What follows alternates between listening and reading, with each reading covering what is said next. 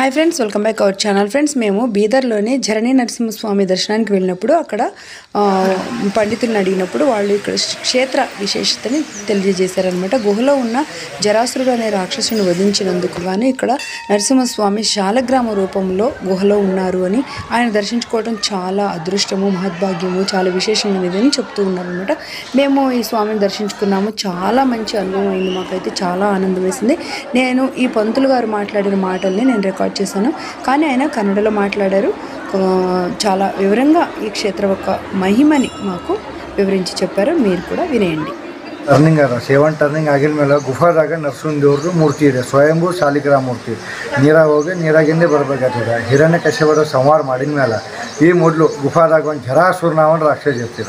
ಆ ರಾಕ್ಷಸ ಸಂಹಾರ ಮಾಡಿದ್ರೆ ಇಲ್ಲೇ ಉದ್ಭವ ರೂಪ ಆಗನೆ ನರಸಿಂಹ ದೇವ್ರದ್ದು ಬದಾಮ್ ಆಕಾರದ ಶಾಲಿಗ್ರಾಮ ಮೂರ್ತಿ ಇದೆ. ಮತ್ತು ಪಾದುಕ ಇದೆ, ಮೇಲೆಗಡೆ ಮುಖ ಇದೆ. ಈ ನೀರು ಎಲ್ಲ ಪಾದುಕ ಕೆಳಗೆ ನೀನು ಬರ್ತಾನೆ ಅಂದರೆ ಗೋಮುಖಿನ ಹರಿತಾನೆ ಇರ್ತದೆ.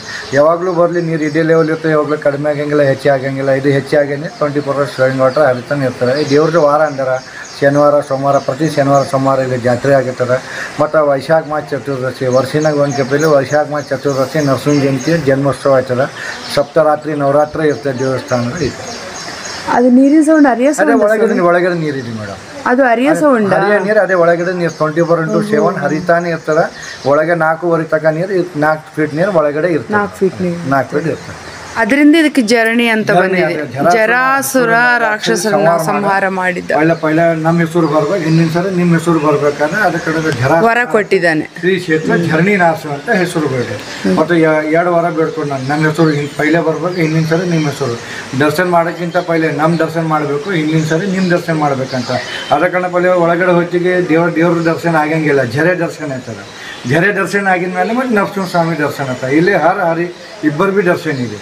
ಬಾಜು ಶಿವಲಿಂಗ ಇದೆ. ಜರಾಸುರನ ರಾಕ್ಷಸ ಕೈ ನಾವು ಹೋಗ್ತಾ ಹೋಗ್ತಾ ದಾರಿಯಲ್ಲೆಲ್ಲ ಮಾಡ್ಕೊಂಡು ಹೋಗೋದು.